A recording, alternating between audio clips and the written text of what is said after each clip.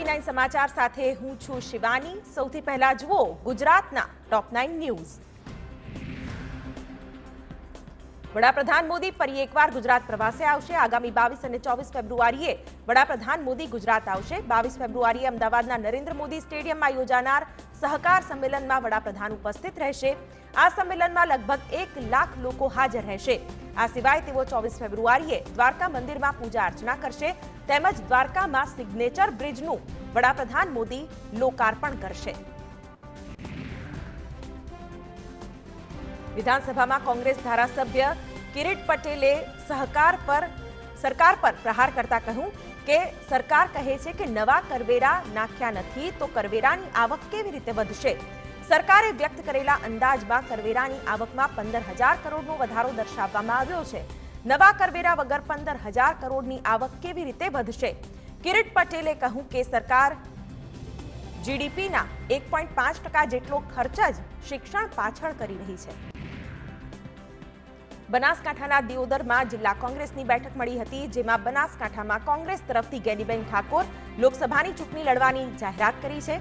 કોંગ્રેસ કાર્યકરો સાથેની બેઠકમાં જિલ્લા કોંગ્રેસના પ્રમુખે નિવેદન આપ્યું હતું કે આવનાર લોકસભા માટે ગેનીબેન ઠાકોર લોકસભાના ઉમેદવાર રહેશે તેમજ ગેનીબેન ઠાકોરે ચૂંટણી લડવા માટે દાવેદારી નોંધાવી હોવાનો કોંગ્રેસના જિલ્લા પ્રમુખે દાવો કર્યો છે।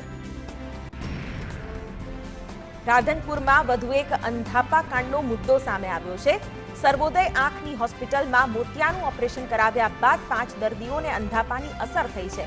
5 દર્દીઓને અમદાવાદ સિવિલમાં ખસેડાયા છે। હોસ્પિટલમાં 13 દર્દીઓના ઓપરેશન થયા હતા। બીજી તરફ સરકારે તપાસ માટે સમિતિ બનાવી છે।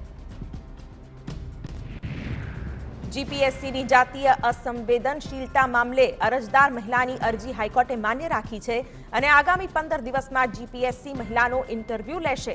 મહત્વનું છે કે ગાંધીધામની મહિલાએ આસિસ્ટન્ટ મેનેજરની જગ્યા માટે અરજી કરી હતી। 1 જાન્યુઆરીના રોજ ઇન્ટરવ્યૂ રખાતા મહિલાએ ગર્ભવતી હોવાની કરી હતી જાણ।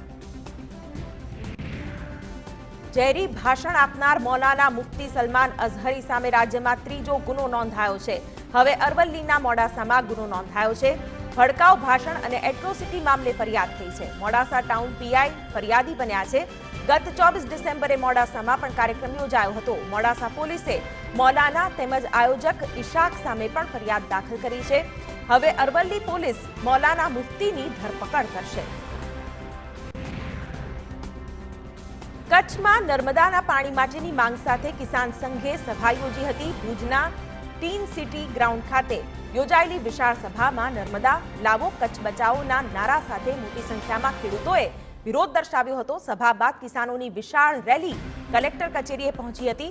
આગેવાનોએ નર્મદા પાણી તથા કેનાલના અધૂરા કામો પૂર્ણ કરવાની માંગ સાથેનું આવેદનપત્ર પાઠવી તાકીદની કામગીરી થવા રજૂઆત કરી હતી। સાબર ડેરીની ચૂંટણી માટે મતદાર યાદી પ્રસિદ્ધ થયા બાદ વિવાદો શરૂ થયા। મતદાર યાદી માટે 108 જેટલી વાંધા અરજી રજૂ કરાઈ। ડેરીની ચૂંટણી પર સમગ્ર સહકારી આગેવાનોની નજર ઠરેલી છે। અમૂલના ચેરમેન શામળ પટેલનું ભવિષ્ય આ ચૂંટણીમાં નક્કી થવાનું છે તો ધારાસભ્ય ધવલસિંહ ઝાલાએ કહ્યું કે આ મતદાર યાદી માત્ર ઘરે બેસીને તૈયાર કરવામાં આવી છે। હવામાન વિભાગે આગાહી કરી છે કે આગામી દિવસોમાં રાજ્યમાં માવઠાની શક્યતા નહીવત છે। હવામાન વિભાગનું કહેવું છે કે ઠંડીના પ્રમાણમાં થોડો વધારો થઈ શકે છે। બીજી તરફ અમદાવાદમાં લઘુત્તમ તાપમાન 14 ડિગ્રીની આસપાસ રહેવાની સંભાવના છે। રાજ્યમાં સૌથી ઓછું 9.3 ડિગ્રી તાપમાન નલિયામાં નોંધાયું હતું।